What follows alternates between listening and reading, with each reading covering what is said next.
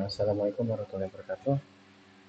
Lanjut lagi ke materi ke-6 fisika 2, yaitu gaya Lorentz atau magnet.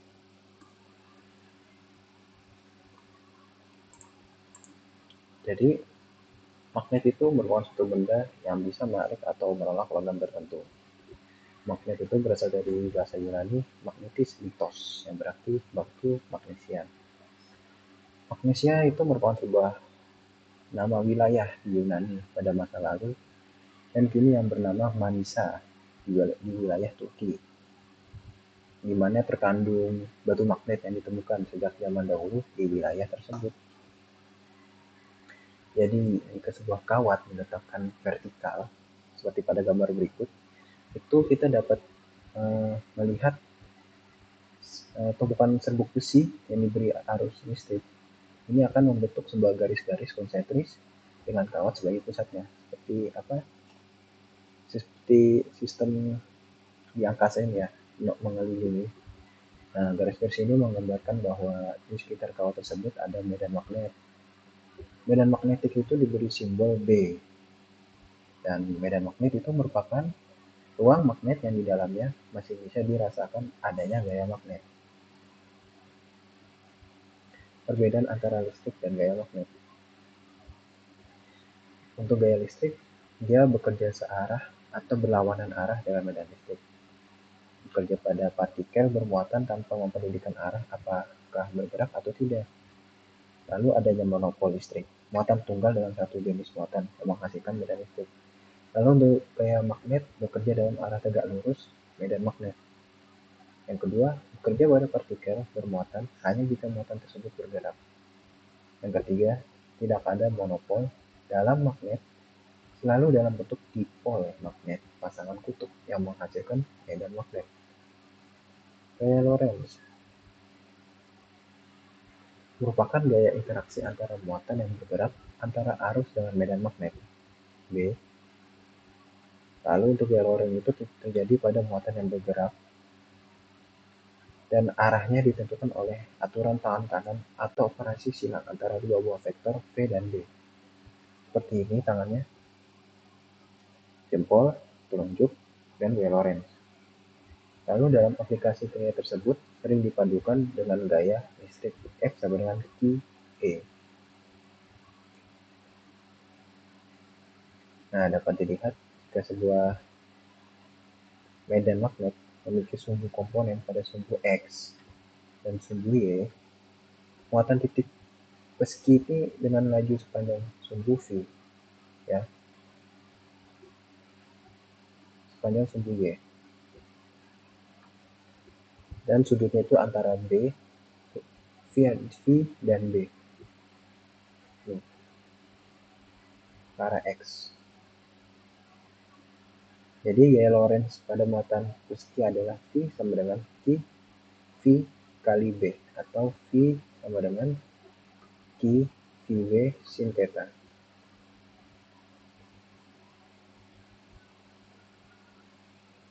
Nah, dapat diperhatikan jika sebuah muatan positif meski bergerak dengan kecepatan V, misalkan medan magnet V konstan, arah masuknya bidang ini tanda silang.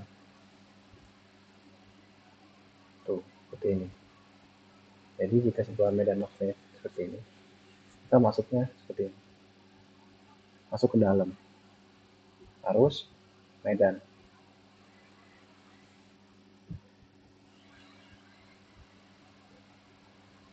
Nah, arusnya ke atas, medannya kanan. Ke atas, masuk.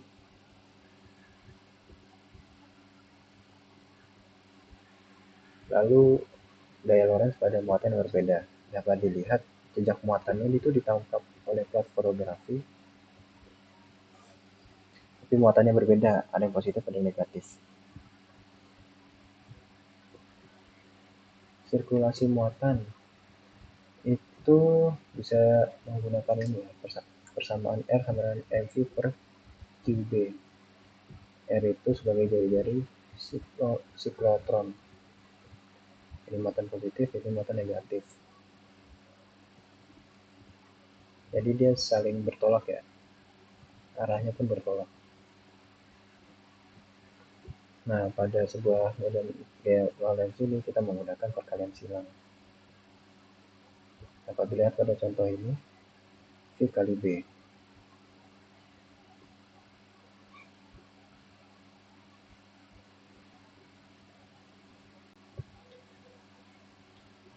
Nah, struktur kecepatan. Nah, jadi elektron dan proton itu sangat kecil dan tidak bisa ditangkap oleh mata telanjang. Jadi, bagaimana sih kita mengetahui laju salah satu muatan? Kita dapat menggunakan prinsip melalui jari-jari yang tertangkap pada fotografi tadi, yang muatan berbeda ya. Nah, jadi kita harus memiliki muatan dengan laju tertentu, dan masa muatan itu dapat kita abaikan dahulu.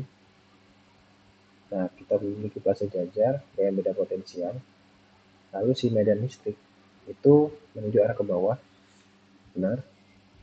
Dan muatan positif itu masuk ke daerah antar plat dengan arah medan magnetnya ke bawah. Nah, dan muatan itu akan mengalami gaya listrik F sama dengan QI ke bawah.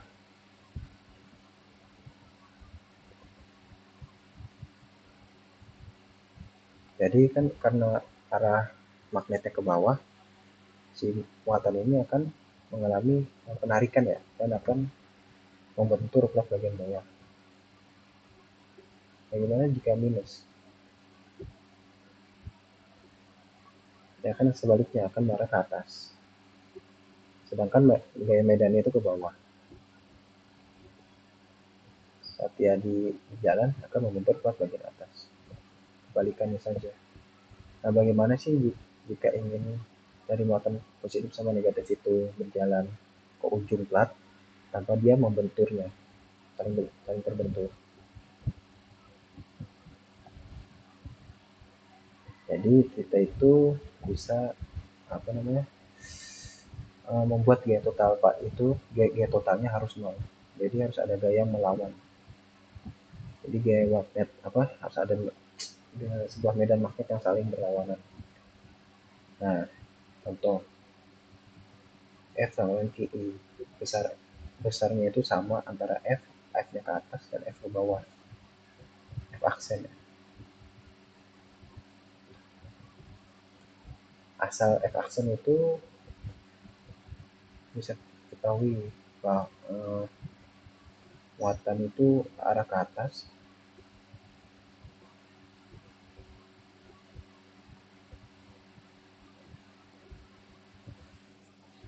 Nah, ini muatan ini agar agar mencegah dia turun ke bawah.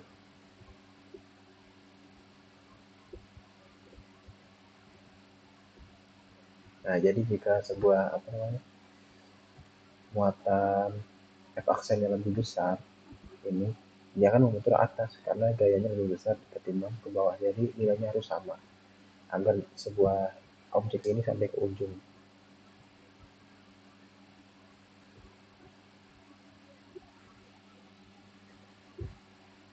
Lalu untuk kawat berarus kumparan ya. Sebuah arus adalah kumpulan dari muatan-muatan bergerak. Karena sebuah medan magnet mengarahkan sebuah gaya ke samping pada sebuah muatan yang bergerak. Seperti pada gambar berikut, dapat terlihat bahwa arus itu merupakan kumpulan muatan yang bergerak.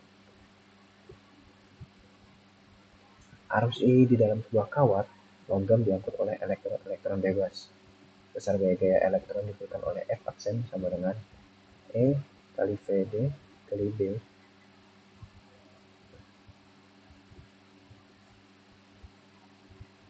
Nah, untuk perhitungan sendiri itu kita bisa menggunakan ini. F sama dengan IL kali perkalian silang B. Oke, baik, itu saja penjelasan dari saya mengenai materi yang ke-6, medan magnet ya.